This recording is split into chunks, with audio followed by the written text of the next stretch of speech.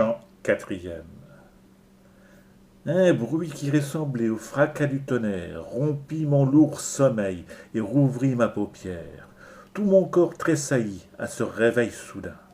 D'un bond, comme en sursaut, je me levai de terre, et cherchant de la nuit à sonder le mystère, mon œil de tous les côtés se fixait incertain.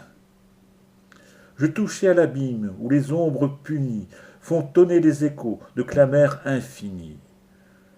J'étais au bord du gouffre, il était si profond, si chargé de vapeur et d'épaisses ténèbres, que mes regards plongeaient dans ces cercles funèbres s'y perdaient sans pouvoir en distinguer le fond. Le poète vers moi tourna son front plus pâle. Descendons maintenant dans la nuit infernale, dit-il. Moi le premier et toi derrière moi. J'avais vu la pâleur qui couvrait son visage. Je répondis.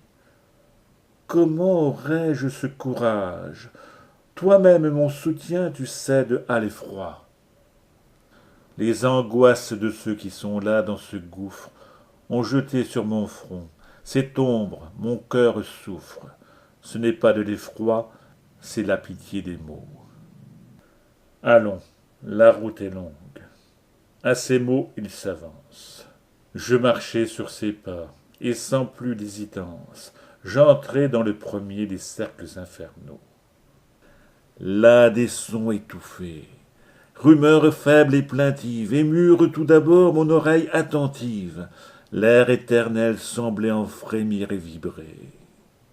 Vague bruissement de la foule des âmes, car ici par milliers, enfants, hommes et femmes, malheureux sans tourment, soupiraient sans pleurer. Eh bien, pourquoi ne pas demander à connaître quels sont ces esprits-là que tu vois, dit mon maître. Or donc, avant d'aller plus loin, écoute-moi. Ils sont là sans péché, courbés sous l'anathème, pour n'avoir pas reçu les eaux du saint baptême, pour n'avoir pas franchi les portes de la foi. Beaucoup sont morts avant le Christ. Le divin maître ne fut pas adoré par eux, comme il doit l'être. Je suis un de ceux-là, j'eus le même malheur. Et c'est pour expier ce péché d'ignorance que nous sommes perdus, et pour toute souffrance, nous vivons sans espoir, altérés de bonheur. Grande douleur me prit au cœur de ce langage, car j'avais reconnu les hommes de courage, et plus d'un noble esprit que l'arrêt dut frapper. Dis-moi, maître, dis-moi, Seigneur, lui demandai-je, curieux d'éclaircir un doute sacrilège, sur cette foi pourtant qui ne peut nous tromper. Jamais par ses vertus ou par quelque puissance, nul n'est sorti d'ici pour goûter l'espérance. Et lui qui comprenait mon parler détourné. J'étais nouveau venu dans ce limbe où je reste. Impuissant y parut dans sa gloire céleste. Du sceau de la victoire il était couronné. Il arracha d'ici l'ombre du premier père, celle du doux Abel et d'Ève notre mère, Noé sauvé des eaux et David le saint roi. Le grand législateur du peuple juif, Moïse, le pieux Abraham et sa race promise, Isaac et Rachel, tendre objet de sa foi. Et bien d'autres par lui, ravis à cette enceinte, montèrent bienheureux vers la région sainte. Ce furent les premiers sauvés par son secours. Ainsi parlait Virgile. Et dans les sentiers sombres, dans l'épaisse forêt, dans cette forêt d'ombre, tandis qu'il me parlait, nous avancions toujours. Nous n'étions pas encore éloignés de l'entrée, lorsque je vis de loin briller dans la contrée un feu qui de l'orbite éclairait la moitié. Et comme j'avançais dans l'enceinte maudite, j'entrevoyais déjà que les ombres d'élite habitaient ce séjour moins digne de pitié. Flambeaux de tous les arts, ces esprits, demandai-je, quels sont-ils? D'où leur vient, dis-moi, ce privilège de vivre comme à part, au milieu des proscrits? Il répondit, leur nom que le monde révère, leur gloire qui là-haut résonne sur la terre, de la bonté du ciel ont mérité ce prix. À ces mots, une voix retentit dans l'abîme. Honneur, rendez honneur au poète sublime. Il nous avait quittés, il revient parmi nous.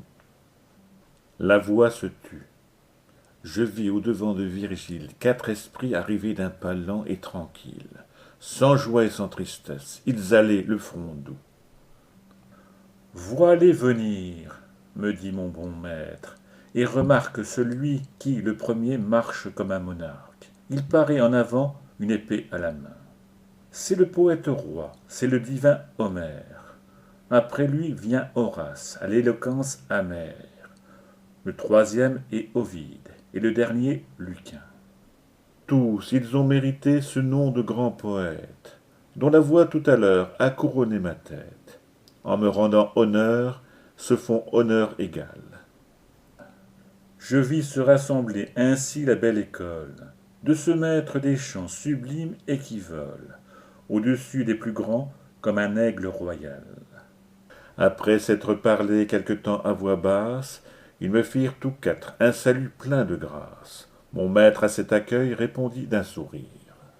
Dans leur docte cénacle, honneur bien plus insigne, ils voulurent m'admettre, ainsi le plus indigne. Je marchai le sixième après ces grands esprits. Nous causions, cheminant vers la région claire. Bel entretien qu'ici je crois meilleur de terre, mais qu'il était sublime au séjour de la mort. Tout à coup apparut à ma vue étonnée une enceinte de murs, cette fois environnée. Un joli petit fleuve en défendait l'abord.